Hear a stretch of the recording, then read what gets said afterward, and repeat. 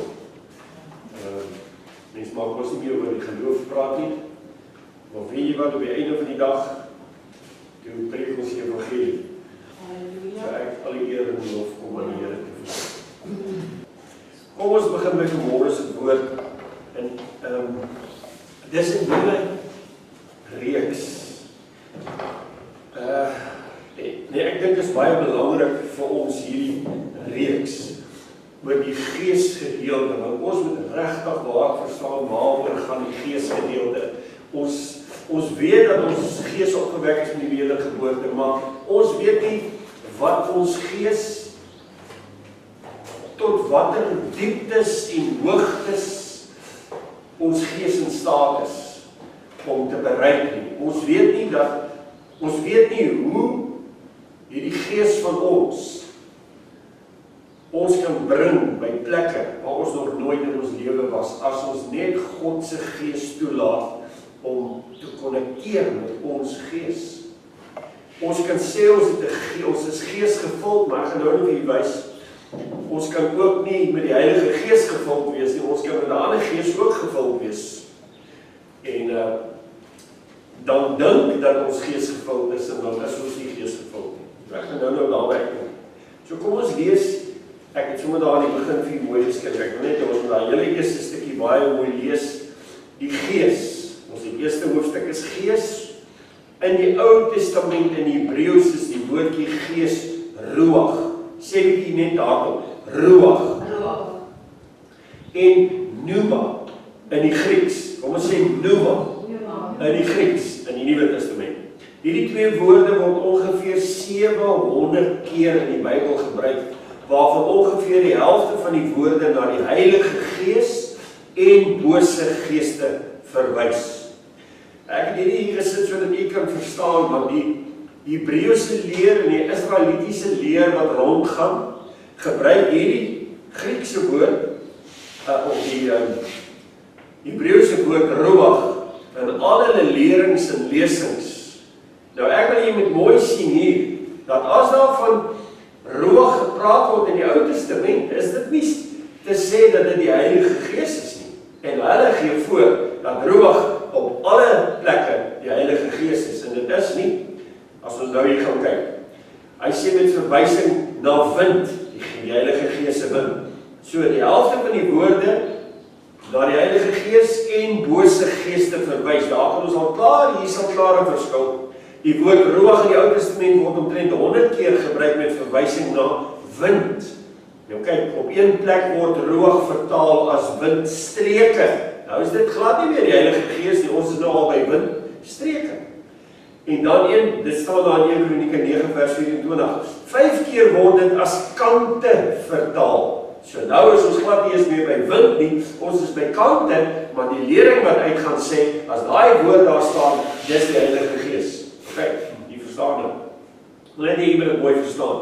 Want ons gaan al hoe meer te doen kry met die ouens wat jou wil leer om Hebreeus te praat en te sê dat jy glad nie, die Here jou glad nie hoor as jy nie Hebreeus praat met hom nie. Sien, dis waar dat ons nou besig is. Daar's nou colleges, daar is nou skole, alles wat nou jou Hebreeus leer. Daar's Hebreëse Bybels wat jy nou gratis kan aflaai by die internet. Elke keer pop daar gratis Bybel op. En ek wil net vir julle sê, kyk mooi wat hier staan. En dan sê hy, en die segel word dit as kante vertaal. En een keer as sigbaar, wat in die King James ook as kant in Engels of side vertaal word. Alle ander kere verwys dit na die hoogste gedeelte van die mens, naamlik die klein gees. Kan jy sien? En hulle verwar dit en sê, dis die Heilige Gees, maar dit staan, hoeveel keer nie verwys dit na ons innerlike mens of innerlike gees. En ons weet vanmôre soos ons hier is, dat ons innerlike gees en die Heilige Gees twee aparte dele van mekaar is. So ek word nie opgewek met die wedergeboorte en nou dat die Heilige Gees is my innerlike mens nie. Ek het 'n innerlike gees en die Heilige Gees van God het gemeenskap met daardie gees. Dit moet jy mooi verstaan vanmôre. Okay? Maar ek het ook my gees toelaat om gemeenskap te hê met ander geeste. Nie noodwendig die Heilige Gees nie. En dit is hoe maklik Satan dan in ons inkom, want hy kom met ons gees, en hy kan jy dit verstaan vanmorgen. So dit is, ons baie versigtig. Kom ons gaan die tweede een is die siel. In die Ou Testament is die Hebreëse woord vir siel negesh, en die Nuwe Testament in Grieks word die siel psyche genoem. Hierdie twee woorde kom ongeveer 800 keer voor in die Ou en die Nuwe Testament. Ons weet allemaal wat die siel is, die vlees. Die woord vlees in die Ou Testament in die Hebreëus is bazaar, en in die Nuwe Testament in Grieks is dit sarx. Die woord word ongeveer 400 keer gebruik. Dan kry ons die hart, wat in die hart van die man opgekom het. Nee, ons weet vanmorgen allemaal, dit is nie my vleeslike hart nie. Is jy by my? Want ons weet vanmorgen dat ons innerlike gees van hier af werk. Het jy al die benoude gevoel gekry, en ouers noem dit 'n 6de sintuig, jy kry so benoude die, dit is presies wat die Heilige Gees van al werk. Ok, so, nie hier nie. Nou sê hy, hart, die woord hart in die Ou Testament, die Hebreëus is L-E-B, lek, en in die Nuwe Testament, cardia in Grieks, hierdie woord word omtrent 700 keer gebruik. Dan het ons nous. Nous is 'n ander woord, Griekse woord vir die verstand wat in Grieks nous is. Dit word meer as 20 keer gebruik in die Nuwe Testament. Ons weet ook vanmorgen, ons moet verstaan so in die begin van die lering, Ou Testamenties was Hebreëus, Nuwe Testament in Grieks. Hierdie Bybel van ons is ook die ou vertaling, is uit die Hebreëus uit vertaal, direk uit die Hebreëus uit vertaal, so nie uit die Engels uit nie, direk uit die Hebreëus uit vertaal, ons ou vertaling Ou Testament, en die Nuwe Testament is direk uit die Grieks uit vertaal, wat die Nuwe Testament ingeskrywe was. Kyk, dan is ons by verstand. Daar is 'n paar woorde in die oorspronklike taal wat na die verstand, intellek en denke of gedagtes verwys. Ons kan hulle nie almal hier noem nie, maar wanneer jy vind dat 'n woord nie gees, siel, hart en ook nie nous is nie, is dit moontlik dat die woord na die verstand verwys. So daar's 'n hele paar verskillende verduidelikings daarvoor. Kom ons begin vanmôre by punt 2. My vraag is, wil die Here net hê ons moet ander help om nie te sondig nie, of is daar iets dieper as dit? Baie mense, dis hoekom daar evangeliste is, en as pastore, en as profete, en apostels, en evangelist is gewoonlik die ou wat vooruit beweeg. Hy gaan in 'n dorp in, waar dit rou is, en hy begin met tentdienste. En saam met die evangelist is gewoonlik die 'n profeet, want die profeet, as daar geprofeteer word, dan kom die sondaar tot bekering, want die sonde kom in die lig, en so aan. So hierdie twee werk baie nou saam, 'n evangelist en 'n profeet. Evangelist het gewoonlik 'n gawe van genesing, nie dat die almal van ons nie kan bid vir iemand om gesond te word nie, ek wil dit net vir u sê, maar net soos met Jesus se tyd, toe Jesus kom, het hy dadelik begin mense gesond maak. So hy het die evangelistiese bediening gehad in die begin, en dit was, en dan het hy nou later, kan ons sien Matteus 5, 6 en 7, dan begin hy leer, verstaan nie? Maar daar waar hy nou mense gesond maak, dit is die evangelistiese bediening wat hy het. Die man wat hierdie dag kom, en Jesus sit in die huis, en hy is besig om vir hulle sê nou maar 'n preek te preek daar, of 'n lering te gee, hier kom die man en hy maak die man gesond daar. So dis 'n evangelistiese bediening. Baie mense sal tentdienste toe gaan en daar vir hulle laat bid vir hulle siektes en sulke dinge, want hulle weet, saam met die evangelis werk gewoonlik die genesingsgawe. Ok, dit moet ons nou verstaan. So, dit pertinent saam met die evangelis. Ok, daar is ander ouens wat vir jou kan bid, wat jy ook genesing sal ontvang, maar onthou die genesing is 'n genesingsgawe. Iemand het 'n gawe van genesing, en ander ouens sal net op die ingewing van die oomblik vir iemand bid en hy sal gesond word. Maar dis nie te sê, hy het die gawe van genesing. Ok, ons sal later, hierdie jaar wil ek graag by die gawes en al die dinge uitkom, dat ons kan mooi verstaan, alles wat geestelik is. Ok, God se doel is om sy kinders ten volle uit die ou natuur, of die ou mens, of die ou lewe uit te bring, of die ou broederbond uit te bring, en ons by 'n nuwe broederbond te bring.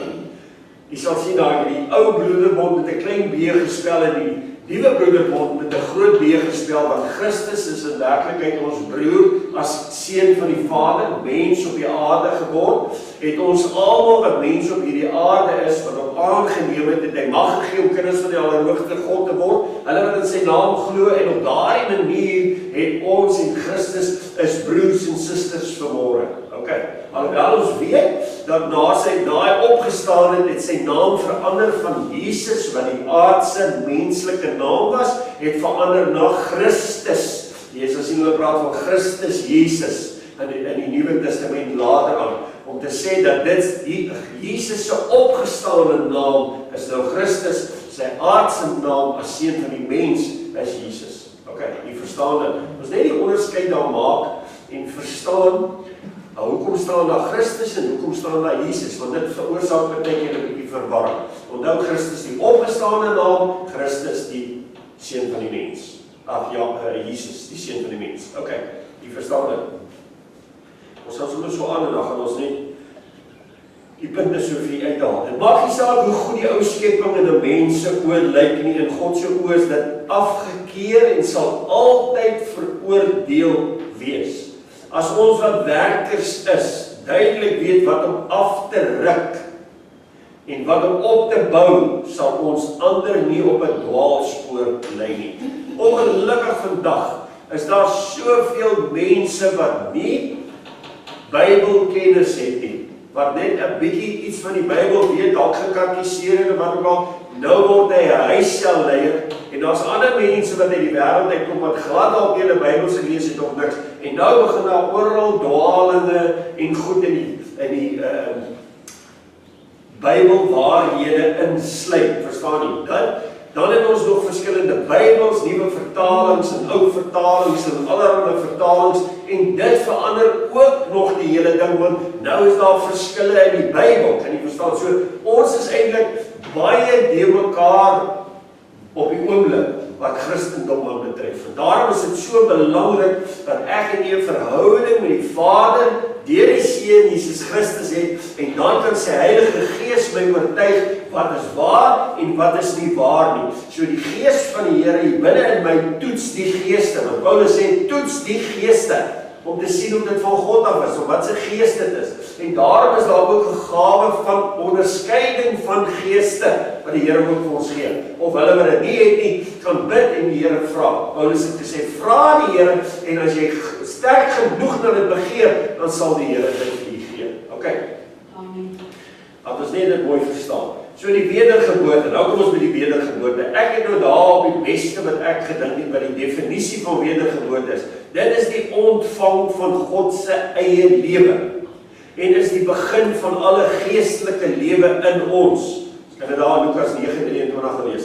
Dit is die oomblik wanneer ons met ons lippe en 'n geskeurde hart die Here se Gees innooi in ons tempel in geloof en glo dat hy nou ingekom het en dat hy hier binne is. So ek het van my kant af moet ek my voet in die water sit.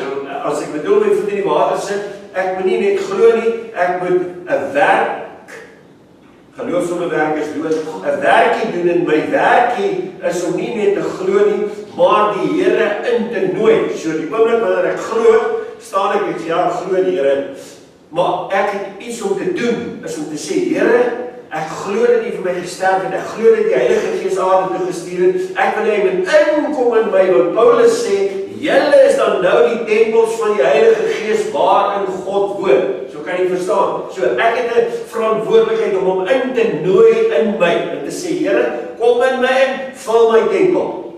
Alright, so dan kom hy in die allerheiligste deel, want dis waar ons gees gedeel is, en dit moet ons baie mooi verstaan. Hierdie tempel, net soos die gewone tempel, bestaan uit 'n allerheiligste, heilig en 'n voorportaal. So die gees van God kom, wanneer my gees in die allerheiligste deel opgewerk word, kom die Gees van die Here daarin, en nou bly die teenwoordigheid van God binne in my. So die koninkryk het daarby gekom, dis nou binne in julle. Dis wat Jesus gesê het, kan jy dit onthou? Okay, so met ander woorde, voor Jesus se koms was die koninkryk nie binne in mense nie. Gees van die Here het net oor mense gekom, en ook nie oor almal nie, net die instrumente wat hy gebruik het. Ok, dit verstaan nie. Maar met Jesus se dispensasie, as ons hom nou innooi, dan is die koninkryk van God nou binne in ons. Ok, jy verstaan dit. Ons gaan 'n bietjie verder. So Paulus skryf, julle is dan nou die tempel waarin God woon. Natuurlik is die Heilige Gees. 1 Korintiërs 6 vers 13b tot 20. En ons gaan dit stuk lees, want ek wil dit graag met u behandel. Ons lees altyd hierdie skrifte, maar ons verstaan nie altyd wat daar staan nie. So kom ek kyk wat staan daar. En die liggaam, right, nou dis Paulus wat nou hier, kom ek lees die hele sinnetjie. En die liggaam is nie vir hoedery nie, maar vir die Here en die Here vir die liggaam. Dis die hele sinnetjie. Maar kom ek het die liggaam net so 'n bietjie opgebreek en uitmekaar het gehaal, dat ek en u net iets baie duidelik vanmôre kan verstaan. En die liggaam, dis die sienbare deel van die 3 dele waaroor ek en u nou net gepraat het. Want ons het nou net gelees van die gees, die siel en die liggaam, wat dit is, hoeveel keer dit voorkom so. Hierdie 3 dele is waaruit die tempel bestaan. So die tempel bestaan uit hierdie 3 dele. Nou sê ek, met ander woorde, dan is dit 'n liggaam. Maar kyk nou net vir my, ek het hier 'n liggaam. Vanmôre, dis my eie liggaam wat hier staan. En in hierdie liggaam, hy bestaan uit 3 dele. Maar ek is ook 'n deel van die liggaam van Christus. Jy moet dit nou verstaan. Jy's nie apart nie, jy kan nie alleen staan nie, jy moet deel wees van die liggaam van Christus. En as jy deel is van die liggaam van Christus, dan begin die gawes en die dinge deur u manifesteer. Maar ek moet nie net my liggaam, maar ook Jesus se liggaam. So nou is dit baie moeilik om te verstaan. Maar kom ons vat dit nou so stuk. Kom ons lees die volgende sinnetjie. So ek kan of die liggaam van die Here wees, of ek kan my eie liggaam wees. Jy verstaan dit, né? So ek kan 2, right? Nou sê ek, hierdie liggaam is nie vir hoerery nie, maar vir die Here en die Here van die liggaam. Ok? Nou sê ek het hier geskrywe vir jou, onthou jy kan 'n tempelprostituut wees. Nou, tempelprostituut beteken vanmôre dat ek aan hierdie liggaam waarin God se teenwoordigheid is, met my allerheiligste deel waarin my gees is wat opgewek is deur die wedergeboorte en die Heilige Gees nou ingetrek het, gemeenskap het met my gees, dis nou my allerheiligste deel. En dis waar ek nou die stem van die Heilige Gees afhoor, dit kom alles nou hier van binne af.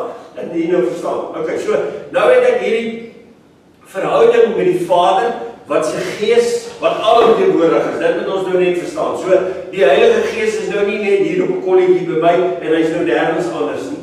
God is sy gees is alomteenwoordig. Genesis 1 vers 1 sê ons, en die gees van God het geswewe oor die waters. Onthou dit. So, met ander woorde, die hele aarde was bedek met water, maar rondom hierdie hele aarde het die gees van God beweeg. So, hy is alomteenwoordig. Nou nooi ek hom in hier binne in my, so met ander woorde, in my, omdat ek my eie wil het, is die Heilige Gees nie. Al is ek uit die stof uit, die Heilige Gees is nie in my nie. Die Heilige Gees kom eers in my wanneer ek toestemming gee aan hom om in te kom. So moet nie net aanvaar jy die Heilige Gees nie. Jy moet hom toestemming gee. Hy kan nie inkom as jy hom nie toestemming gee of innooi met die lippe en sê kom in my en vul my. Verstaan dit vanmôre? Ok, so die res daar buite oral hier rondom ons is die Heilige Gees. Maar hy is nie in 'n mens wat hom nie innooi nie. Hy sê kyk, ek staan buitekant die deur en ek klop. En hulle wat vir my oopmaak, hulle sal ek ingaan en maaltyd hou. Ok, kry jy daai openbaring vanmôre? Alright? Nou gaan ek hier verder. So met ander woorde, hierdie tempel van my kan ek ook as 'n prostituut gebruik. As ons vanmôre dink, ek het vir die skrif daar geskryf, 1 Samuel 2 vers 12, kan jy Eli se seuns onthou? As jy dit dalk al raak gelees het, daai 2 deegniete, noem die Bybel hulle, wat nie net sonder sy vurk en die man se offer met die pot wat besig was om te kook. Hulle het later so ver gegaan en gesê, nee, ek wil nie van daai gekookte vleis hê nie. Hulle het sommer begin hierdie gebied wat niks met God te doen gehad het nie. En Eli was so oud, hy het op die dak gesit. Hy het net stories gehoor van sy kinders en dit is nie asof hy regtig geglo het dat die stories waar is nie. Hy het wel met hulle gepraat oor die stories wat ek hoor. Hy het hulle gesê, maar julle is besig met die verkeerde goed nie. Hy het gesê ek hoor stories. Verstaan nie? Okay, so dis hoekom hulle almal verwyder is en Samuel opgerig is. God het Samuel al van kleins af opgerig. Maar ek wil net vir julle wys God se genade. Van kleins af rig hy Samuel op. In Eli se huis. Hy praat met Samuel en Eli wat nie meer God se stem hoor nie, weet dat God met Samuel praat en weet wat hy verander nie sy wee nie. Ons het gelowiges vandag wat nie hulle weer verander nie. Al weet hulle jy praat die waarheid, al weet hulle die Gees van die Here spreek deur jou, sal hulle nie na jou luister nie. Dit is Eli's wat daar buite rondloop, gelowiges wat lou geword het, broers en susters. Verstaan nie dit vanmôre? Okay. Nou sê, en kom ek maak hulle so klaar. Hulle het nie net die vurk gevat en op 'n tyd het hulle so ver gegaan en gesê voor julle daai kos koop, wil ek vir my die beste uitsoek, maar as ek is die priester hierso, dan ek mag vat wat ek wil. Nou dit is nie reg vir God gewees nie. Okay, so, dan vat hulle sommer net, en as die ou tee praat, sê die Bybel het gelees gisteraan, sê hierdie, as hy tee praat, dan word hy sommer aangerand. As hy net tee praat, dat hy nie daai stukkie mag vat nie. Want hierdie ou kom in goeie trou met God toe om sy offer te bring. Hy word geslag, alles en die bloed van die offer gaan nou vergifnis van sy sondes. En hierdie mense is sommer besig met om hierdie heiligheid wat nou daar vir hierdie wettiese ou is, heeltemal te versteur en vleis te vat en alles in hulle hande in te druk. En vir hierdie ou is dit nou 'n heilige offer aan God. So dit het gemaak dat die volk nie meer die offers as heilig beskou het nie. En net so helse lewe begin lewe het, as wat hulle gelewe het. Kan jy verstaan wat gebeur in die kerk? Okay, so, nou, hulle het nie net die vleis gevat nie. Hulle het so ver gegaan as die vroue wat in die tempel gewerk het, om hulle as prostituie uit te huur in die tempel. Van God waarom God woon. Okay, so, dis wat ek probeer vir julle mooi, dat jy net hierdie ding mooi kry en verstaan. Hierdie Ou Testamentiese tempel het die verteenwoordig, of was 'n tipe van die Nuwe Testamentiese tempel wat ek en u is, wat presies deur dieselfde goed gaan, as wat Eli en sy seuns en die tempel van ouds gegaan het. So ons moet dit verstaan vanmôre, want ek wil hier by 'n punt uitbring waar jy regtig nog nooit was. Kyk, so verstaan dit. Ons lees 'n stukkie verder. Onthou jy kan 'n tempelprostituut wees deur die week het die gemeenskap met die wêreld. Kyk, daar begin ons gaan al klaar 'n bietjie dieper. En Sondag wil die gemeenskap met God hê deur sy seun Christus Jesus. Onthou, ek praat vanmôre met u as werkers. Ek praat vanmôre met u as volwassenes wat al opgerig is in die Here, wat hierdie dinge verstaan sodat u buitekant mense kan bedien daarmee wat doelloos rondloop en wat in dwaling is en nie die skrifte verstaan nie, sodat jy met hulle kan praat en sê, maar dis wat die skrif sê. Dis nie wat jy glo nie, dis wat die skrif sê. Want ons kan alle goed glo, dis nie noodwendig skriftuurlik nie. Okay, verstaan. Right. So, ek praat met u vanmôre as werkers of as toekomstige ons het nou altyd werkers genoem, vandag noem hulle pastore en hulle noem hulle alle rande goed. Maar as bedienaars van God se woord. Okay, hier is nie die om Sondag hiernatoe te kom en gaan huis toe nie praat, nooit kry jy kans om oor die woord te praat nie. As jy gaan bid en God vra, dan skep die Here geleenthede vir u om met sy woord met iemand te praat daaroor. As jy dit regtig begeer, dan stuur jy die mense op die pad. Al is dit in die winkel, of 'n vriend wat jy kom kuier, of iemand wat jy bel, of jy WhatsApp, of wat ook al, dan kan jy hom bedien deur daai medium wat daar is, met God se woord. Okay, ons verstaan dit. Nou sê, so, tempelprostituut, gemeenskap in die wêreld, en op Sondag wil hulle gemeenskap in die Here. Dis baie gevaarlike goed hierdie, want dit is presies wat hulle gedoen het. So deur die week het hulle hierdie tempelprostitusie gehad, en Sondag as die offers nou, ek sê nou maar Sondag, maar as die Sabbat nou kom, en hulle het nou 'n offer gemaak daai tyd, dan is hulle nou hierdie, verstaan jy, hierdie heilige ding wat hulle nou voorhou, maar wat eintlik nie heilig is nie, dis nou maar net, daai dag sit hulle 'n ander voetjie voor, as wat hulle die res van die week doen. En onthou, nou vanmôre, ek wil hê jy moet dit verstaan, ek en u is 'n tempel waarin God nou woon. So ons gaan nou nog 'n bietjie dieper en dieper en dieper gaan, dat ons kan verstaan, maar vandag is ek dalk net so skuldig teenoor hele wat daai tyd geskrywe van ons wat skuldig is, maar vandag is ek dalk meer skuldig as wat hulle ooit was. OK, verstaan dit? Right, as ons daai punt weer getrap het.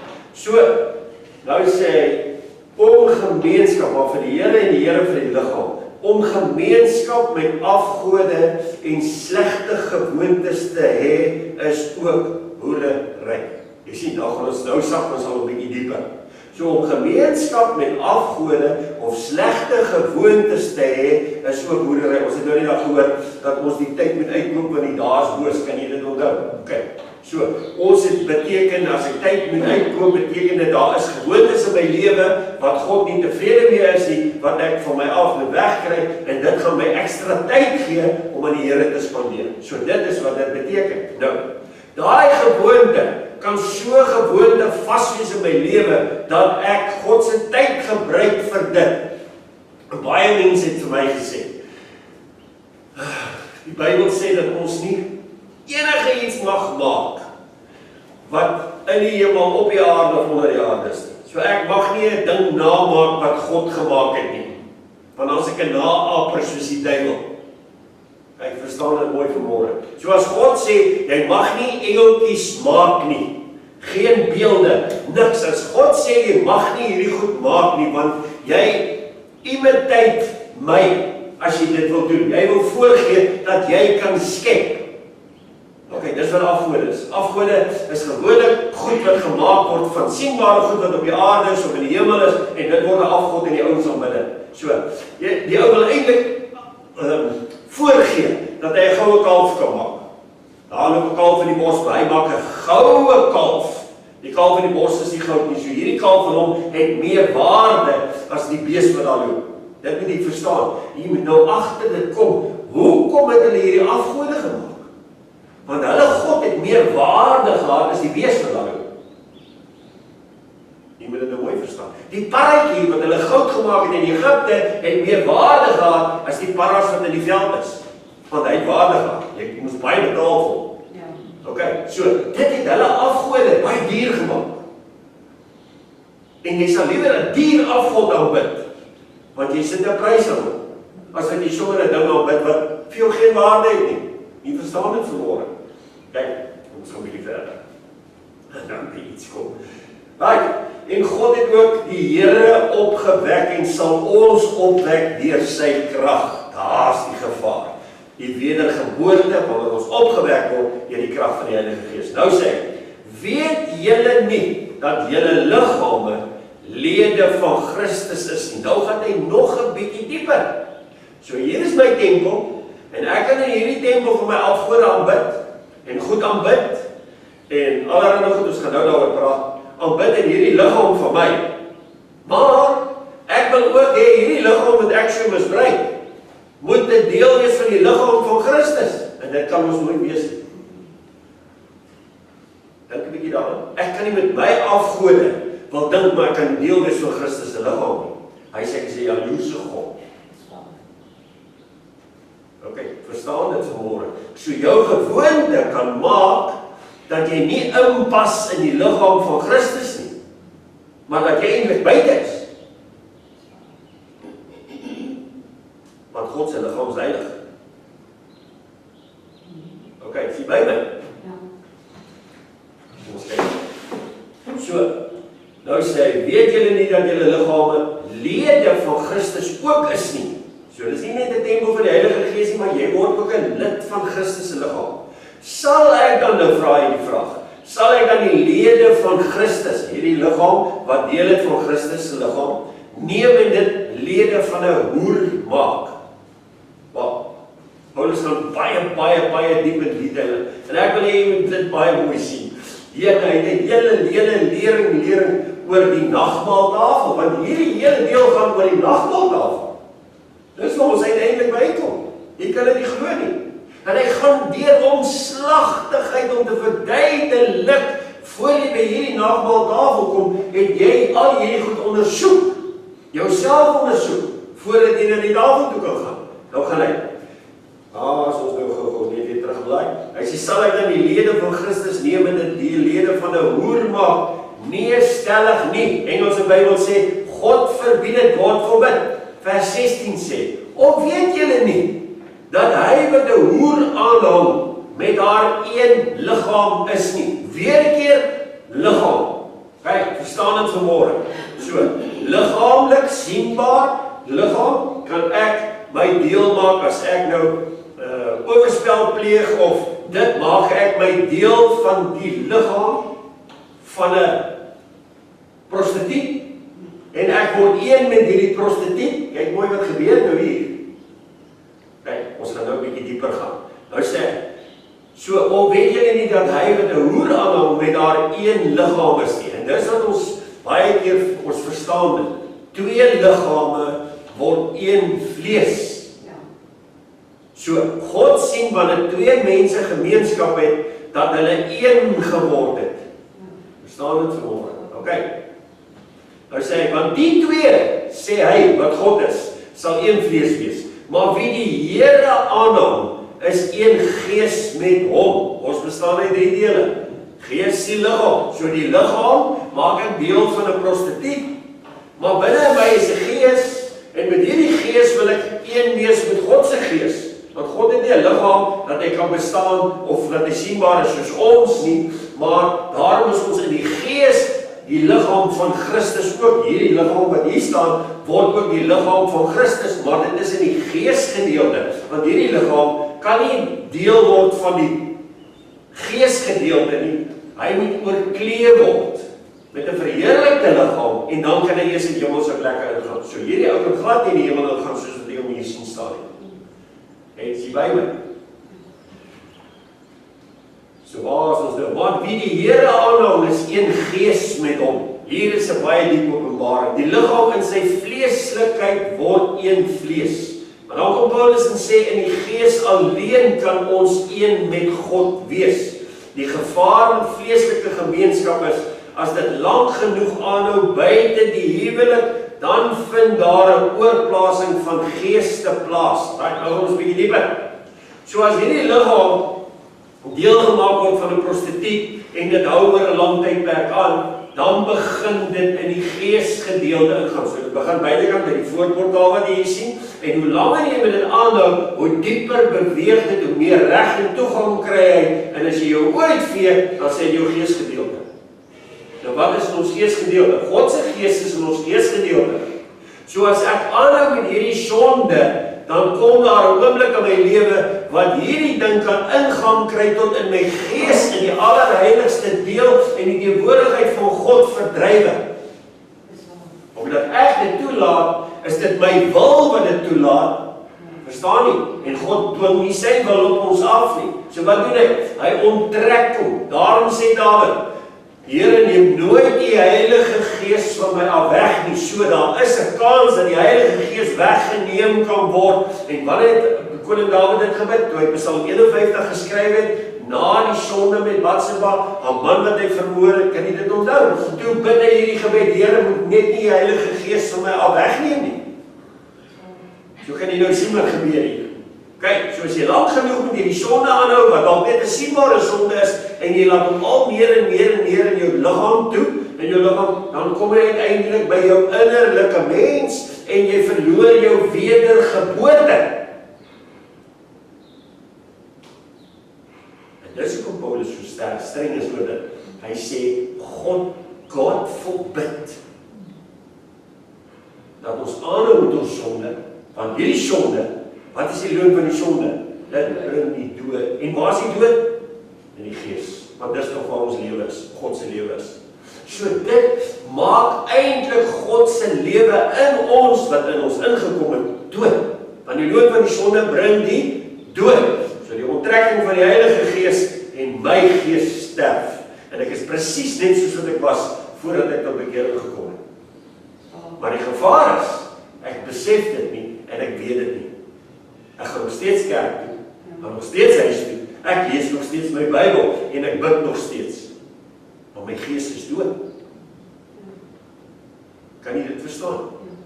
Hier is die diep goed wat die mense nie verstaan nie. In die kerk nie. Hulle lewe net soos hulle wil in die kerk. Praat jy nie weer met sy mond allerhande vuil goed en dan verstaan jy dan dink hy so God moet nou Sondag tevrede wees met die stukkie wat hy die Here gee. Maar die week lewe hy net soos hy wil. OK, nou kom ons kyk net so 'n bietjie verder.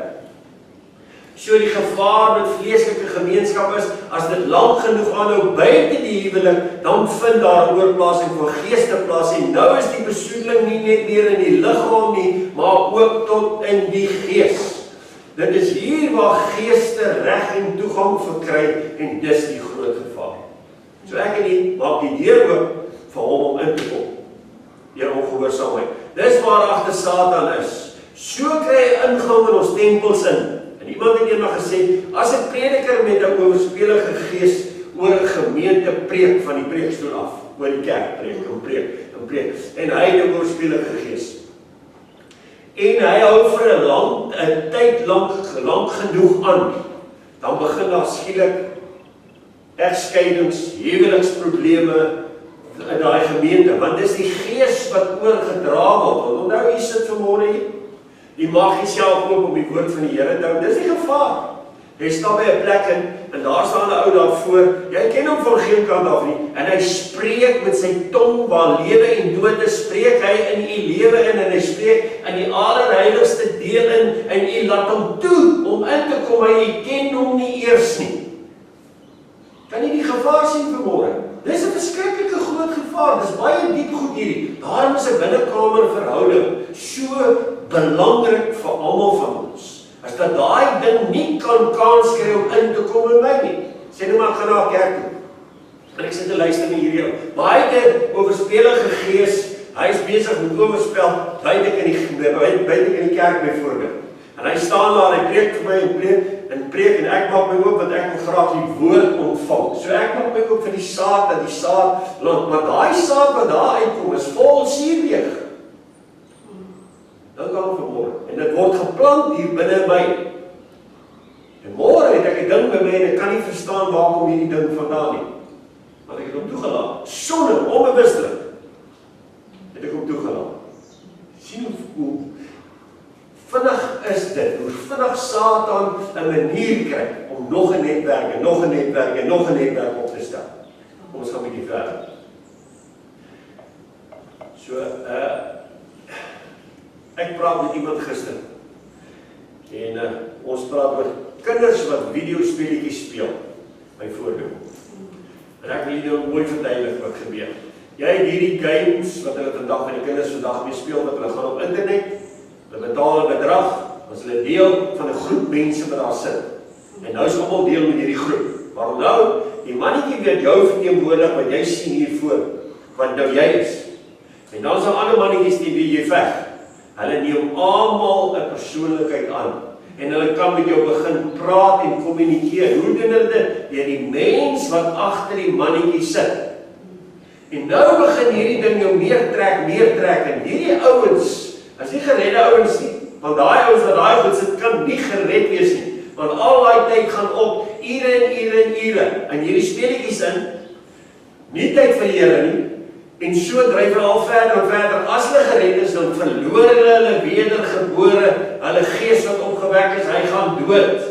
Want dis waarna toe dit lei. Ok, so nou, neem hierdie mannetjie wat daar is, hierdie getekende Adam uit dit mannetjie, kry 'n persoonlikheid.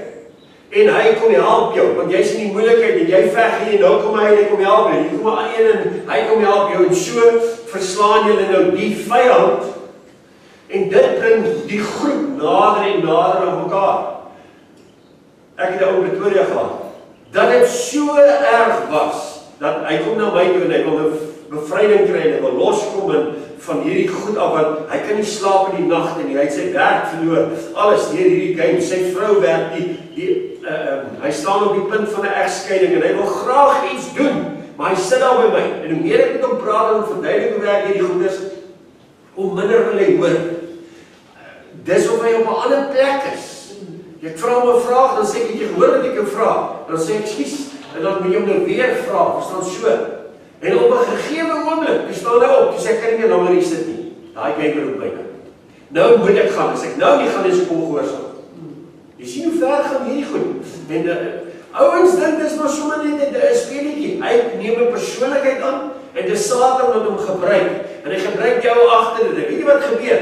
Nou begin daar in die huisgesin, veral as dit nou 'n vrou is of dit die man is van die huis is, nou begin daar in hierdie huisgesin begin daar probleme kom. Want hy begin meer tyd op hierdie ding, want hy's vasgevang in hierdie ding. En hierdie goed is nou al binne in sy tempel. Dit beheer hom nou al. Dit het God afgegooi van die troon af, want God sit op ons geestelike troon, in ons innerlike gees. Het hom afgegooi van die troon af. Hulle sit op die troon en hy beheer daai liggaam. Hy beheer alles in hy liggaam. En as jy iets sê en jy sien die gevaar en jy sê, hoorie, want dit is nou 'n gevaarlike grond wat jy nou beweeg, want jy is nou al ure, jy is nou al in die nagte besig. As hierdie ding aanhou, gaan jy jou werk verloor. Of so, want jy gaan moeg werk toe en jy is al by die slaap by die werk en jy gee nie vir die ou wat jou in diens geneem het, die volle produksie wat hy veronderstel is om te kry. En jy sien waar gaan al hierdie goed nou uiteindelik heen. En nou, as jy daai, sê nou maar, dis die man wat die vrou aanspreek, en sê, hoorie, ek wil nie vir jou sê, maar jy sal moet iets begin doen, want die kinders word verwaarloos en alles, dan manifesteer daai duiwel, daaruit, uit daai persoon uit, wat vasgevang is met hierdie, dan is dit nie meer die persoon nie, die persoon het nie meer 'n sê nie.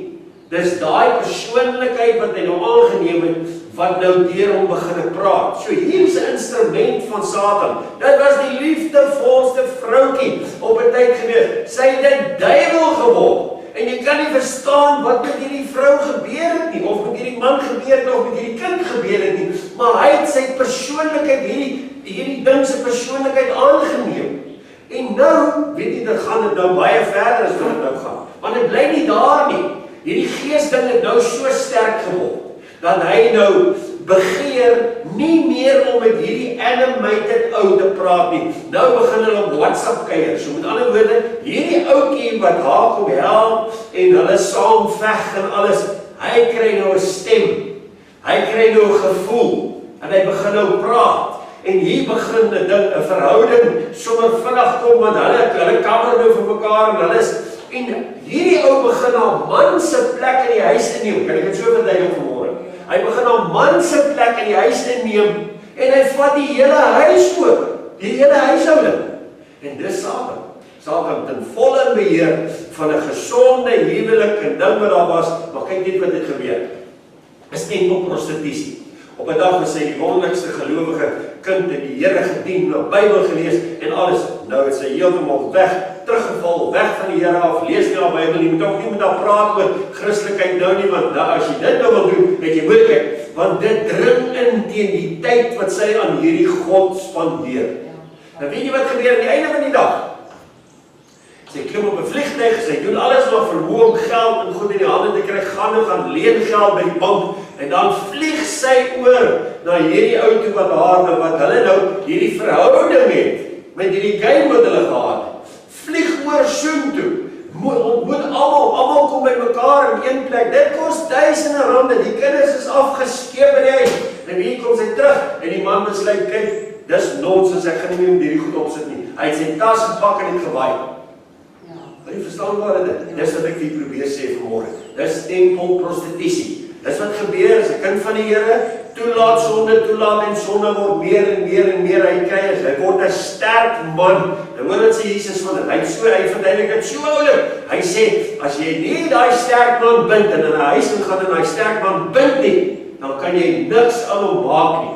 Want hierdie goed, hierdie duiweltjies en demone, veldduiwels en al hierdie goed wat die Bybel hulle doen, kry hulle krag van die sterk man af.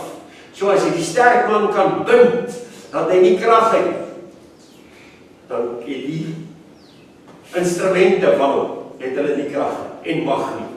En dan verloor hulle hou vas. Dis eintlik soos wortels van 'n boom, wat gesond is eendag, en dan met jou gebede, en aanhoudende gebede en jou vaste, dan begin hierdie wortels uitdroog, en dan val die boom op, en hy verloor sy krag, en sy mag, wat hy oor daai persoon uitgeoefen het. Daarom haat Satan vaste en gebede.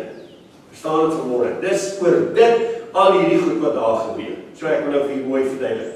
So, nou kom sy terug, en sy sien alles is weg.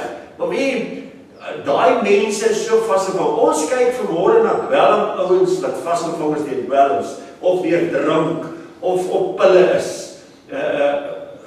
Weet jy, ek wil vanmorgen vir jy sê, hierdie ou is nie op pille nie, hy is nie op drank nie, so jy kan nie vir hom sê, nee, maar dit wat jy doen is ongezond nie, verstaan, dit is ongezond vir sy gees, maar dit verstaan hulle nie. Want het is net 'n game, man is net 'n game. En dan raak hulle so erg, dat hulle nader aan die kamer begin toemaak, en die kamer se deur sluit, dat niemand kan inkom om haar te pla of hom te pla, en daardie tyd wat hy weer besig is met die speletjies nie. Ok, ek geef hierdie goed dat jy dit kan verstaan vanmorgen, want dis alles goed wat in ons geesgedeelte net so in 'n oomblik kan gebeur. Haai, kom ons gaan 'n bietjie verder. Matteus 12:29, daar onder by bladsy 4. Jy kan daar gelees wat sê Jesus oor die sterk man. Ek gaan nou nie dieper daarop ingaan nie. Ek wil nie, kan jy onthou, Jesus het vir die man wat in die tempel ingekom het, hy was daar, hy het saam met hulle liedjies gesing, en Jesus is daar, Jesus kom in die tempel in daai môre om daar te bedien, en hy van die Jesaja bekrol, en hy begin lees, en hierdie man sit hier, hy sit al die jare tussen al die ander Jode wat daar is, en hy luister Sondag as hy al die Jode lees, maar dit is alles letter, dis dood. Nou kyk wat gebeur. In sy gees bly Satan. So hierdie ouens wat met hom praat, wat die letter praat, en daar is nie die gees van die Here by nie, doen niks aan hom nie.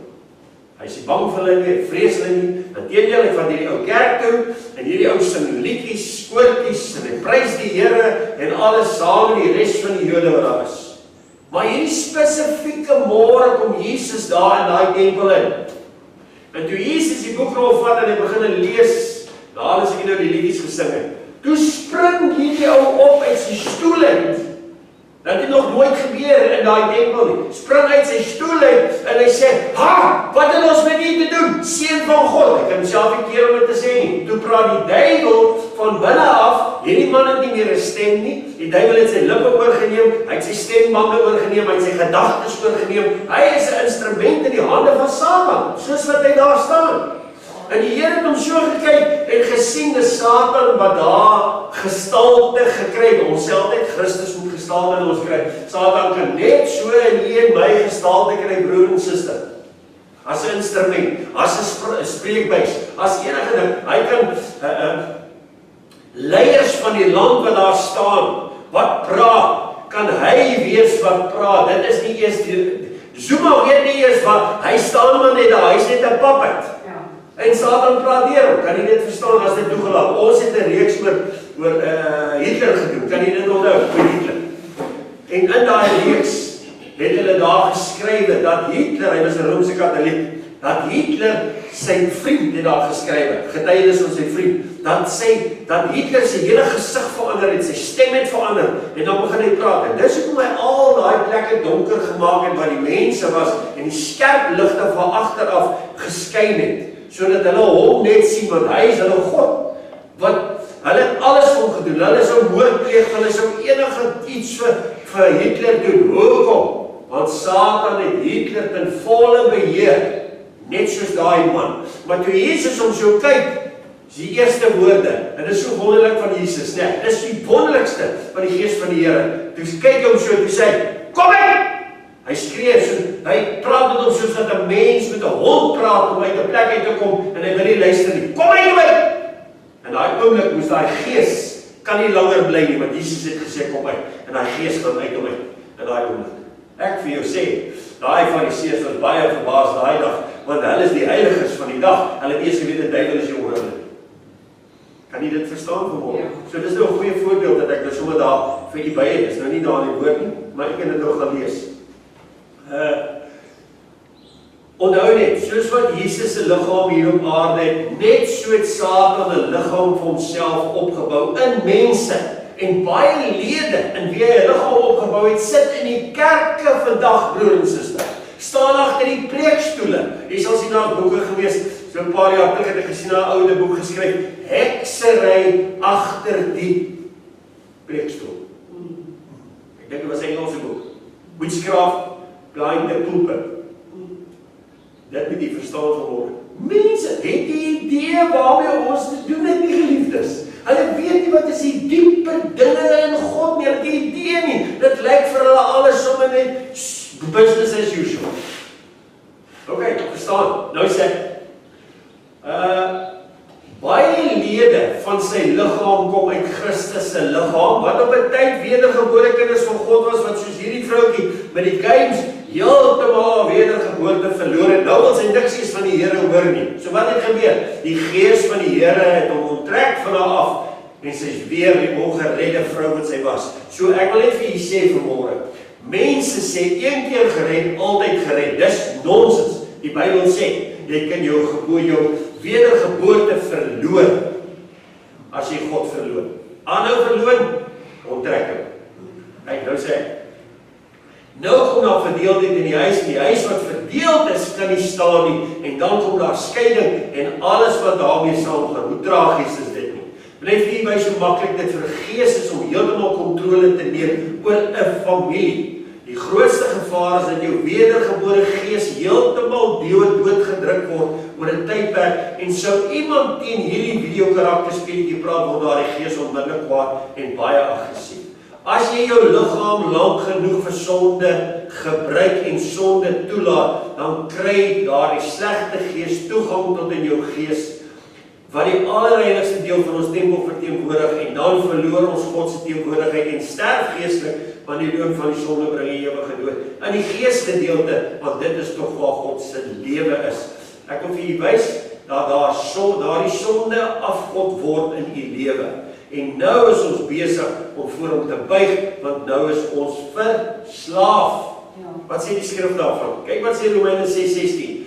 Weet julle nie dat aan wie julle julself as diensknegte tot beskikking stel om hom gehoorsaam te wees? Julle diensknegte is van hom aan wie julle gehoorsaam is, nie of van die sonde tot die dood, of van gehoorsaamheid tot geregtigheid. Kan jy dit hier sien? Dat jou gewoonte jou kan bring in 'n slawerny in, en dan as jy in hierdie slawerny is, as jy lank genoeg daar bly, dan verloor jy die Heilige Gees. Dan sê hy, vers 18, vlug vir die hoerery. So ons het nou na hoerery gekyk op alle vlakke. Nie net in ons liggaam nie, maar ook in ons gees, op alle maniere in die tempel vanmôre. Nou sê hy, vlug vir hierdie hoerery. So ernstig is Paulus dat hy sê, vlug, hardloop weg. Enige sonde wat 'n mens doen is buite die liggaam, maar wie hoerery bedryf, of 'n afgod in ons allerheiligste deel toelaat lank genoeg, sondig teen sy eie liggaam of die tempel van God. Verstaan jy dit? Gevaarlike goed nie, né? Kom ons lees hier Korintiërs 10 vers 31. Want ek wil nie hê, broeders, dat julle nie sou weet nie, dat ons vaders, nou ek wil hier vir julle iets wys. Jene, ek is so met dit besig en die Here begin met my praat hieroor, dat die Ou Testamentiese Israel almal gedoop is. Ons is ook almal gedoop, wat nou geonderdompel is. Hierdie mense in die Ou Testament was almal gedoop, al die Jode. Kom ons kyk waar staan dit. Hy sê, want ek wil nie, broeders, dat julle nie sou weet nie, dat ons vaders almal onder die wolk, hoor mooi, onder die wolk was, almal deur die see deurgegaan het, en almal in Moses gedoop is, in die wolk en in die see, en almal dieselfde geestelike spys geëet het, en almal dieselfde geestelike drank gedrink het, want hulle het gedrink uit 'n geestelike rots wat gevolg het, en die rots was Christus. Ja. Het jy dit al ooit so gelees? Nee. dat hierdie ouens almal gedoop was in die Ou Testament. Maar kyk wil jy nou, laat jy dit mooi sien, waar ek die nou gaan uitbring. Mag die Here ons help hoor. Dat hierdie gedoopelinge, wat gedoop is, by die hope gesterf het in die woestyn. Kom ons kyk nie. Hy sê, as jy kan onthou, hierdie geestelike rots was Christus. God het ons gesê, Moses, moenie die rots slaan nie, praat met die rots. Jy het nou met die ander rots geslaan, maar nou sê ek vir jou gehoorsaamheid, praat met die rots. Maar Moses is so opgewerk met Israel, wat murmureer, en hy is so ongelukkig met hierdie mense, dat hy en sy meer in daai oomblik, want hy is die sagmoedigste mens, wat daar ooit is, sê die Bybel van hom, maar dat hy so kwaad geword het, en ek wil sê, dit moes weke se maande so goed gewees het, wat net in daai een oomblik net gesnap. Kyk net hoe van die duiwel. En hy vat hy staf en hy slaan daai rots. En hy is ongehoorsaam. Maar hy slaan hierdie rots verteenwoordig Christus. Hy slaan Christus, maar hy slaan nie Christus met die doel dat hy hom wil slaan nie. Verstaan nie? Hy slaan die rots omdat hy hom vererg het vir al hierdie Israeliete hier rondom hom. En hy dink nie daaraan dat hy Christus slaan met die rot, met die staf nie. En dat dit hom die beloofde land gekos het. Kan jy dit glo? Net hy een. Al die ander keer wat sy gehoorsaam, net hy een keer sy ongehoorsaam, maak dat hy die beloofde land mis. So skrikkelik. Kom ons lees gou. Ek wil ook daar vir iets geskryf. Ek het hier so vanoggend vroeg net die bygeskrywe. Jy kan dit daar byskryf. So in die geesgedeelte maak dit nie saak watter sonde ons pleeg nie. Dit kom in ons allerheiligste deel in waar God se Heilige Gees woon, verdryf die teenwoordigheid van God, veroorsaak dat ons wedergebore gees sterf, en Satan sal ons nog toelaat om kerk toe te gaan ook, maar alles het nou net 'n ritueel geword. Kyk. Kom ons kyk daar bladsy 6 gegooi. Onthou nou dat ons in die gees lewe, nou sterf ons eerste in die geesgedeelte, verloor ons wedergeboorte, en nou dat jy lou is, spoeg ek jou uit. Hy het Christus geslaan. Kyk net wat doen sy hiermee, dis kwaad vir Israeliete. Maar sy Heer het hom gelei tot ongehoorsaamheid, een oomblik het hom die beloofde land gekos. Punt 5. Maar God het in die meeste van hulle geen welgevalle gehad nie. Hoekom skryf hy dit net na die doop? Hy skryf dat hulle in hierdie wolkkolom daar was. Want dis die Heilige Gees gewees, die wolkkolom. Wat hulle koelte gegee, waar hulle beskerming gekry, en dat hulle die vuurkolom by die nag gehad. Maar hierdie wolkkolom, ons weet as daar 'n wolk is, dan is daar 'n aanduiding van reën. Ons het hierdie hoop dat daai wolk gaan reën. Ons sien die wolk. Elia sê, wat sien jy? 7de keer kom die man terug. Hy sê, ek sien 'n wolk hier so groot soos 'n man se vuis, en hy het hierdie belofte van reën. So, dis wat ek wil sê. So hierdie wolk wat oor hulle was 'n belofte van reën, Heilige Gees reën, geestelike reën, watter manier ook al. Nou kyk net wat skryf God in vers 5. Maar God het in die meeste van hulle geen welgevalle gehad nie. Nou, Jesus sê, God het die water opgestoot by die Rooi See. So die water was hoog opgevul nie, en dis wat ek wil praat. En hulle het die deur gestap eintlik onder die water. En daarom sê hy, hulle was in Moses gedoop. En wie word ons nou gedoop? Want Moses was die wet verteenwoordig. Christus verteenwoordig genade. So ons word vandag weer gedoop, maar in Christus, nie in Moses soos hulle. Maar al was hulle in Moses gedoop, sê die Here, en die meeste van hulle het geen welgevalle gehad nie. Hulle is neergeslaan in die woestyn, want hulle was begeerig na slegte dinge. Nou wil ek gou vir julle 'n paar punte hier gee. Punt 6 sê, en hierdie dinge was voorbeelde vir ons, dat ons nie begeerig moet wees na slegte dinge soos hulle was nie. Hulle is neergeslaan, dis wat begeerigheid. As jy iets begeer, daar gee vir ons die sleutel, dis wat begeer doen. Ek gaan net so 'n bietjie vinniger. En wees ook nie afgode, nou gee jy tweede punt, wees nie afgode dienaars nie. So hierdie is almal onder hierdie volk of liggaam van, kan ek dit nou maar so sê, Moses, want hulle is in Moses ingedoop, soos wat ek in Christus se liggaam nou gedoop is. So hier in ons Ou Testamentiese liggaam in Moses gedoop, en kyk nou wat gebeur met hulle. En hierdie dinge was voorbeelde vir ons, dat ons nie begeerig moet wees na slegte dinge soos hulle was nie. Ook nie afgode dienaars soos sommige van hulle was, soos geskrywe is, die volk het gaan sit om te eet en te drink, opgestaan om te speel. En dit was met die goue kalf, kan jy dit onthou? Ja. Nou, punt 8. En laat ons nie hoereer, dis nou al die derde punt wat met 'n liggaam te doen het. En laat ons nie hoereer soos sommige van hulle gehoreer het nie, en daarom een dag 23.000 gevalle nie. Vir die skrif daarby gesit nou nie, gaan lees, dit is baie oulik. Punt 9 sê vir ons, en laat ons Christus nie versoek nie, 4de punt, soos ook sommige van hulle gedoen het nie, en hulle het deur die slange omgekom. Nou ek wil hê, hierso die Here het my net so mooi revelation gegee, hulle is met versoeking. Nou wie was die eerste versoek op die aarde? Eva. En met wat was sy versoek? 'n slang.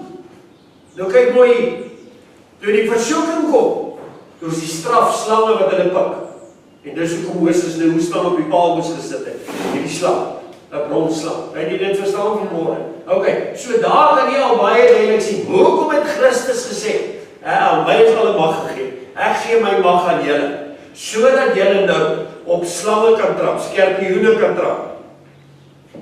Sien jy waar is die slange? Wat is die slange? Verteenwoordig versoekinge in ons lewe, so die slang kom nog steeds, hy versoek ons, maar Christus sê, ek het vir julle die mag gegee oor hierdie slang. Ons gaan dit nou lees. Gaan jy dit verstaan? Ok, ek gaan nou nie diep daarby nie, maar daar is 'n oulike revelation van werk net so 'n bietjie deur. En dan kom hy en hy sê, en moenie murmureer nie, dis die 5de punt al. Moenie murmureer soos ook sommige van hulle gemurmureer het nie, en hulle deur die verderwer omgekom. Sien jy, hier is 'n straf, verskillende soorte straf vir elke ding wat Israel gedoen het. En tog was hulle in Moses gedoop, soos wat ons vandag as liggaam in Christus gedoop is.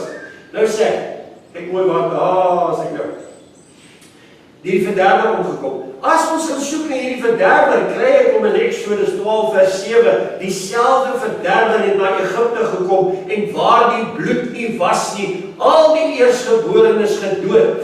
En nou wil ek vir jy revelation gee.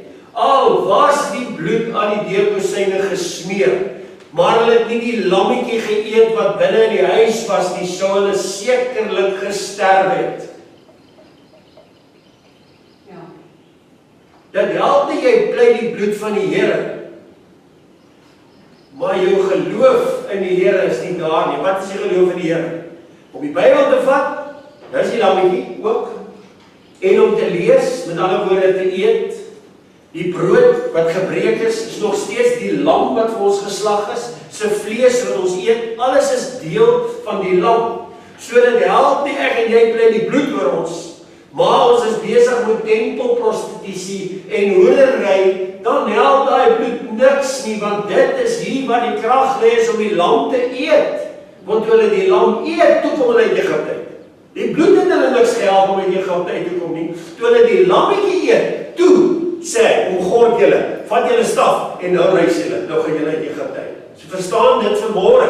So daai bloed aan die deurposte het net die doodsengel van die eerstgeborene af weggehou. Maar dit sou Israel nie red uit Egipte nie, want dit was die 10de plaag. Maar toe hulle die lam eet, toe kom hulle uit Egipte. Verstaan dit vanmôre? Jou verhouding met die Vader, dis om die lam eet. Dit haal jy uit Egipte uit. Dit bring my jou wêreld uit. Die bloed kan ek pleit, vergifnis van my sondes, soos wat ons ook deur die beker kry vanmôre. Verstaan dit? Maar ek moet die vlees eet, ek moet die brood van Jesus eet, elke dag van my lewe. Hoekom is Israel elke dag manna optel? Daai rede, sodat ons 'n voorbeeld het om te sê, ons het 'n tipe in die Ou Testament gehad, hulle moes elke dag vars manna optel, en ons het dit wurms gekry. So ek moet nou in die Nuwe Testament, onder Christus, moet ek elke dag van Christus eet, wat die brood van die lewe is. Kyk, is by my. Daar's nog baie goed is daar. Kan ek gou hierdie lees. Baie gelowiges het 2 altare in hulle allerheiligste deel. Hulle het 'n altaar vir God en 'n altaar vir Baal. Baal verteenwoordig vanmôre al die afgode wat ons in ons lewe kan hê. Het ons in ons allerheiligste deel. Het sy deur 'n gewoonte, het sy deur 'n verslawing, het sy deur enigiets het ons vanmôre 'n altaar vir Baal gebou in ons allerheiligste deel. Verstaan nie dit vanmôre? Okay, en ons moet met hom deel. Want as jy lank genoeg met hom aanhou, dan gaan jy geestelik sterwe. Nou sê ek, okay, nou net gou hierso. Paasfees. Kom ons maak gou klaar met Paasfees. Want ek wil hê jy moet dit verstaan vanmôre. Ek glo baie van julle dit ook nog nie geweet. Paasfees is vol simbole van die Messias oor ons Here Jesus. Jesus het nie sommer net 'n brood opgetel van die tafel af wat net daar neergesit was deur iemand nie. Kan jy onthou? Hy het gesê, hulle moet vir hom 'n plek in die bokamer gereed kry en hulle met die ou gaan sien en daar's hulle ou opkom en so en wat. In elk geval, hier is hulle nou by die laaste maal. Hulle is bo in die bovertrek.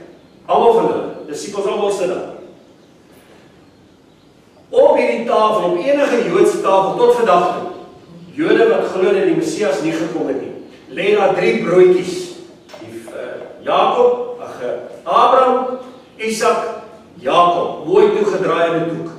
Dit lê op die tafel. En dan staan daar natuurlik die bekers wyn. Nou dit word vandag nog steeds so met Paasfees herdenk.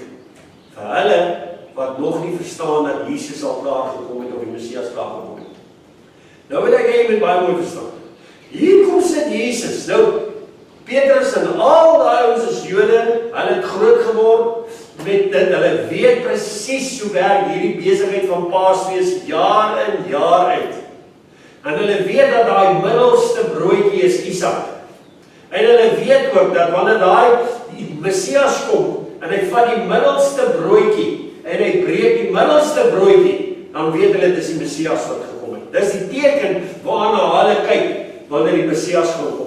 Al die Jode wat in elke huis het hulle nagmaaltafel en hulle kom by mekaar. So, hulle wag almal vir die Messias en hy sal die middelste broodjie vat. Want hoekom die middelste broodjie? Want Isak was die seun van die belofte. Onthou dit, soos wat Christus ook die saad van die belofte was wat sou kom uit Abraham.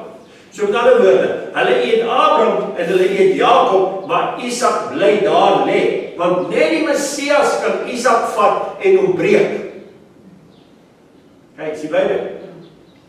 Nou is Jesus daar, aan die tafel. Dit is dan die wonderlikste revelation. Hy sê, hy het geëet, maar hy sê niks van die brood nie. Hy sê, terwyl hulle geëet het, toe kom Jesus, en hy neem plaas. Hy het nou die voete gewas en alles. Nou neem hy plaas. Nou maak hy die doek oop. Voor hom. En hy vat Isak tussen die ander 2 uit. En hy breek hom. En hy vat die helfte wat oorbly en hy draai hom weer toe in die doek. Want dit beteken, dit is nog nie klaar nie.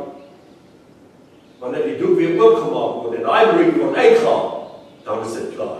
En wat sê hy vir die disippels? Hy sê, gaan nie weer saam met julle eet totdat ons met my Vader in die hemel is nie. Dan gaan ons die ander helfte eet. Dis maar wonderlik hoe God werk, oor ek vir jou vertel. So, die middelste broodjie is Isak. Tot vandag toe het die Jode van Abraham, Isak en Jakob, maar hulle sal nie in Isak raak nie. Want hulle glo die Messias het nog nie gekom nie. Nou God, ons het vanmôre deel in die Messias, want hy het al gekom. Ok, is dit nie wonderlik nie? Nou kom ek gaan so 'n bietjie dieper in die. So met ander woorde, dis 3 ongesuurde brode. Dink daaraan vanmôre, daar's geen suurdeeg nie. 3 ongesuurde brode. Kyk, hoekom ongesuurde brode? Want Christus het geen sonde gehad. Okay, so dit verteenwoordig Christus. Hierdie broodjies was gevat. Dan was hulle plat gerol. Dan het hulle 'n skerp instrument gevat, dan het hulle hierdie broodjie gesteek. Dit is volgatig gesteek. Soveel as wat hulle kan steek hulle. En dan wonder mense, maar hoekom het hulle die broodjie so volgatig gesteek? Dan lees ons in Sagaria 12 vers 10. Maar oor die huis van Dawid en oor die inwoners van Israel sal ek, God, uitgiet die gees van genade en smekinge, en hulle sal opsien na my vir wie hulle teenoor het. Dis waar die gate van hom, wat hom gesteek het. So daar is dit al in Sagaria geskrywe, dat daai broodjie, wat Christus verteenwoordig, en nou mooi daar, is gesteek, vol gate, want dis Christus, wat sou ly, gesteek word, wonde gekry. Maar dis nie al nie, dit hou nie daarop nie. Dan vat hulle daai broodjie, want hulle steek hom juist dat hy nie moet 'n babbel maak of so nie, dat hy, as hy hitte kry in die oond, so plat bly. Nou bak daai broodjie in die oond, en ek weet nie of jy al gesien het, die cream crackers en al daai goeders, dis of hulle, vir al die ander broodjie, wat noem hulle mat, ek weet nie wat matsels is nie, maar hy is so plat broodjie. En hy klomp gaatjies in, jy het al gesien, dis nou 'n namaaksel van daai broodjie, klomp gaatjies in. En jy sal sien tussen die gaatjies is daar seker breinstrepe. Soos die woorddeeg bruin gebak is. Nou sê die Engelse Bybel, by his stripes we are healed. Dis die strepe wat op die broodjie is. Dis dan nice. En dis ons so voordat Jesus gekom het. Is dit ook so? Kijk, nou gaan ek 'n bietjie verder. So, suurdeeg is 'n simbool van sonde en korrupsie. Christus is sonder sonde. Die brood word matzag genoem. Voordat het gebak word, dit het ons klaar gedoen. Gedurende die bakproses kry die brood bruin koolstrepe. Okay. 3 brode word gebruik. Vir party Jode verteenwoordig dit die priesters, die Lewiete en die Israelitiese. Want daar's verskillende ouens onder die Jode. Maar vir die grootste deel verteenwoordig dit Abraham, vader van geloof, Isak, die seun van die besaad van die belofte, en Jakob, Israel. Want sy naam is ons verander na Israel. Ja. Kyk, nou sê ek, en vir die gelowiges van vandag verteenwoordig dit die Vader, die Seun en die Heilige Gees. Is allemaal wonderlik. Gedurende die maaltyd het Jesus die middelste broodjie uitgehaal vir Isak, wat 'n tipe van Christus was. Hoekom? Want hy die hout op sy rug gehad en hy was ook die offer wat sou gebring word soos Christus. Kyk, kan jy dit sien? Dis hoekom dit Isak die broodjie was. En in die helfte gebreek, een helfte word die doek toegedraai, weggesteek tot aan die einde. Ons sien dit in Markus 14:22 en terwyl hulle eet, neem Jesus die brood. En nadat hy gedank het, breek hy dit en gee dit aan hulle en sê, neem eet, dit is my liggaam. En tot vandag toe word hierdie selfde seën uitgespreek wat Jesus meer as 2000 jaar terug uitgespreek is. En kom ek sê vir julle wat die Jode nou sê by die tafel as hulle daai seën uitspreek. Hulle sê, geseënd is U, Here onsse God, koning van die universum, wat brood uit die aarde voortbring. Dis die seën wat hulle afbid op die tafel. Ok, kom ons gaan 'n bietjie verder. Hier word God geseën, die skepper en nie die brood nie. Baie ouens maak die fout en bid oor die tafel as die brood en die wyn, maar eintlik is dit die skepper of Christus. Verstaan jy dit vanmôre? Kyk, ons bid nie oor 'n maaltyd soos wat ek nou 'n bord kos vat en ek bid oor die bord kos en sê dankie Here, U seën op die bord kos nie. Verstaan? Ek bid na die skepper, ek seën hom, want hy het die aarde gekry om vir my hierdie goed voort te bring. So ek bid nie vir die goed wat voortgebring is in die aarde uit, dat die Here dit moet seën nie. Ek bid dat hierdie goed wat uit die aarde uitgekom het, wat dit toegelaat het, was God dat dit laat groei het, laat reën het, laat al die goed. So ek seën God by die tafel, nie die brood nie. Ok, dis nog vir my interessant geweest. Dat dit raak is, dink ek, Here, dis die waarheid, ons bid altyd oor die brood. Maar ons dink nie, dat hierdie brood van U afgekom het. En dan eindig hy daarmee, en hy sê, dat ons Messias, vir ons, in Bethlehem, nou Bethlehem se naam is, denk ek, Bethlehem, dis stil bladsy 8, bo. Bethlehem, dis Bethlehem, dat ons brood daar gebak was, en daar gebore is, in die huis van die bakker, want dis wat Bethlehem beteken, huis van die bakker. Ok, kom ons lees net gou klaar met die onderste deel.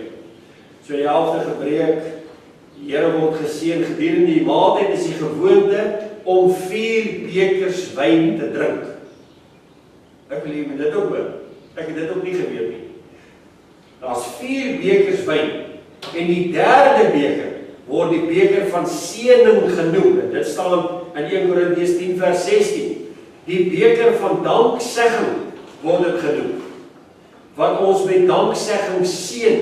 En dan sê hy, is dit nie die gemeenskap met die bloed van Christus nie? Word die vraag gevra by die tafel. Hier word gesê, geseënd is U, Here onse God, koning van die universe, skepper van die vrug van die wynstok. En dan word gesê, sy bloed wat vir baie uitgestort is tot vergifnis van sonde.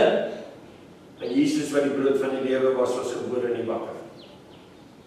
Ek wou graag net by dit uitgekom het. Daaronder het ek vir geskryf, ongesuurd sonder sonde.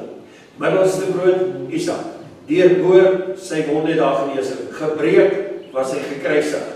Weggesteek sal geopenbaar word op die laaste dag. Eers op die laaste dag gaan ons die ander helfte van Isak hê. Ok. Ek glo dat dit vir iets beteken.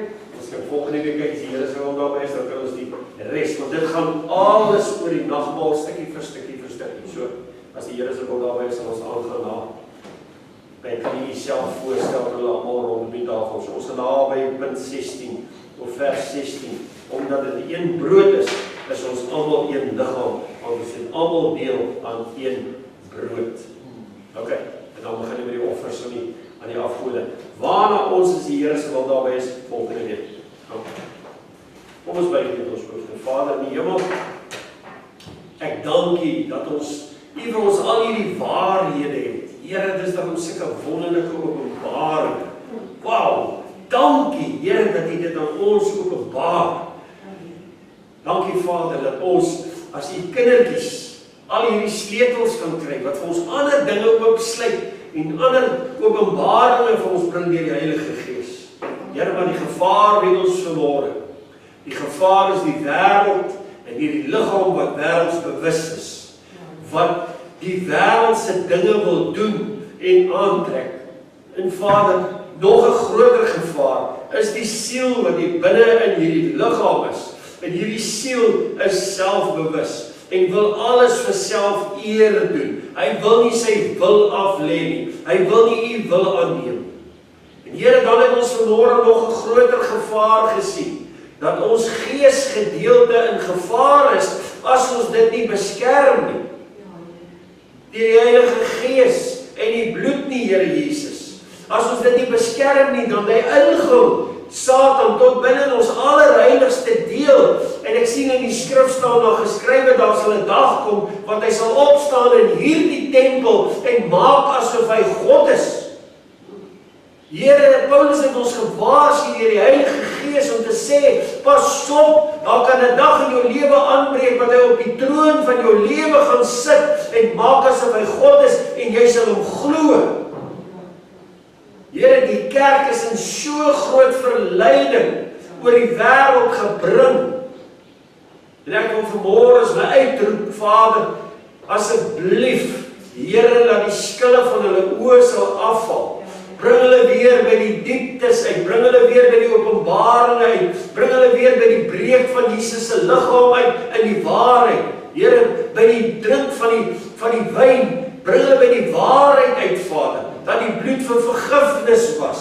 Here, vandag haal hulle die bloed in die Bybels uit. Al die nuwe vertalings het nie meer bloedskrifte daarin nie. Here, dis waarna toe dit lei. En generasie na generasie, dan gaan daar niks van hierdie waarhede oorbly nie. Ons is vandag so dankbaar en bly as ons 'n ou boek in die hande kry van die 1600s of die 1700s waar hierdie mense, dan kan ons nie glo vandag hoe hierdie mense gelewe het, hoe streng hulle gelewe het op hulle self om heilig te wees voor U nie. En dan dink ons, Vader, as ek my net met hulle vergelyk, dan is ek eintlik baie onheilig. En dan besef ek nie, Vader, dat Petrus en Paulus hulle nog eeue voor dit gelewe het en hoe heilig moes hulle net nie gewees het nie.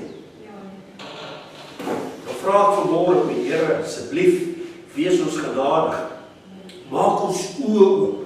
Bring ons by hierdie waarhede uit, Vader. Ons vra dit in Jesus naam. Ons wil by hierdie waarhede uitkom, Vader. Dis nie dat ons nie wil nie, ons wil graag daarby uitkom. En Here, as U ons help, kan ons gehoorsaam wees daaraan. So help ons om ook gehoorsaam te wees. Sit 'n nuwe vuur in ons harte vir hierdie begin van hierdie nuwe 12 maande. Help ons om die tyd uit te koop, want die dae is boos. Ons weet ons het net soveel tyd en ons het net soveel lewe, want tyd is ons lewe. En ek bid dit vanmôre, Here, vir 'n ernstigheid by ons almal, dat ons hierdie jaar, van hierdie oomblik van hierdie tafel af, hier sal weggaan soos die disippels weggegaan het, Vader, in die bokamer gaan wag het, totdat die uitstorting van die Heilige Gees gekom het, en hulle met krag gevul was, sodat hulle U getuies kon wees. Vader, ek bid dit, bring ons terug by die getuienis van Jesus Christus en sy opstanding. Vra dit in Jesus naam vanmôre. En ek dank U. Seën ons van ons na die tafel toe gaan, Vader. In die naam van Jesus. En ek eer U daarvoor. Baie baie.